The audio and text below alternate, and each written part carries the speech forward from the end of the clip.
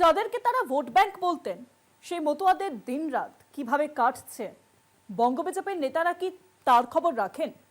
এদেশের নাগরিকত্ব পাওয়ার প্রশ্নে প্রধানমন্ত্রীর আশ্বাসে মিশ্র প্রতিক্রিয়া দেখা যাচ্ছে মতুয়া সমাজে।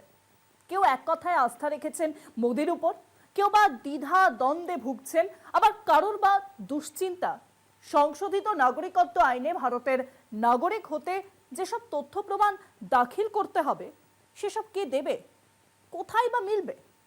ছিন্নমূল মানুষগুলোর কাছে কি বা আছে, তাদের কি সেসব জোগাড় করা সম্ভব? প্রশ্ন তৃণমূলেরও।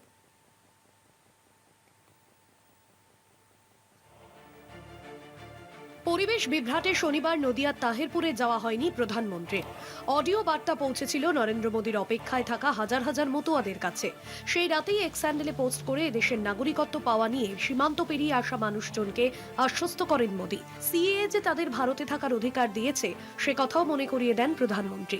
মোদীর আশ্বাসে কতটা আশ্বস্ত ঠাকুরনগর, লোকজনের সঙ্গে কথা বলে জানার চেষ্টা কলকাতা টিভির। উনি যেটা করবে সেটা ভালোর জন্যই করে এবং ভালোই করবেন। উনি যেভাবে দেশটাকে এগিয়ে নিয়ে যাচ্ছে আর যেভাবে আমাদের সাহায্য করছে, এতে আর ওনার কাছে আর কিছু অতিরিক্ত আশা করা ঠিক না। উনি যেটা করছে খুব ভালোই করছে। না, ওনার কথা তো বিশ্বাস আমি করি, যখন ওনার দিকে আসি ওই ফাইটই আমি করি। শেষবাসী কথা, আমি বিজেপি করি, বিজেপির দিকে আমার আই আছে। আমরা তো সবে এখনো আতঙ্কর মধ্যে আছি। মানে 90% মানুষ এখনো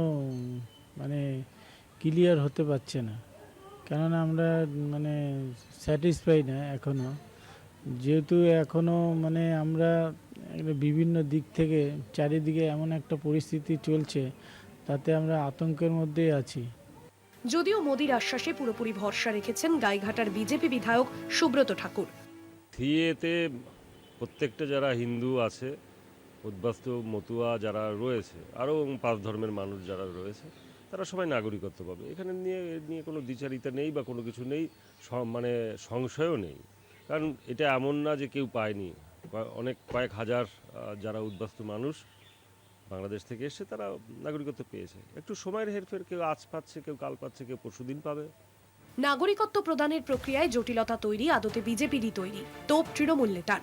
আমরা তৃণমূল কংগ্রেসের পক্ষ থেকে আগেও এর বিরোধিতা করেছিলাম, যে যেখানে হাজার হাজার নয় লক্ষ লক্ষ ওপার বাংলা থেকে আসা মানুষ, আমি শুধু মতুয়ার কথা কিন্তু বলছি না, মতুয়া আছে, তার মধ্যে নমশূদ্র কমিউনিটি আছে, অন্য অন্য সমস্ত কমিউনিটি যারা ওপার বাংলা থেকে এপার বাংলায় এসে অনেক বছর ধরে বসবাস করছে, তাদের জন্য এই বিড়ম্বনা তো ওনাদেরই তৈরি করা।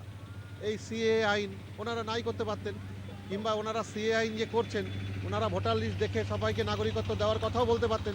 সেগুলো তো বলছেন না, ওনারা বারবার একটা জায়গায় আঁকড়ে ধরে আছেন, সেটা হচ্ছে সিএ। আমরা এখনও বলছি, সিএ নিয়ে অত সহজে কেউ নাগরিকত্ব পাবে না ডকুমেন্ট ছাড়া।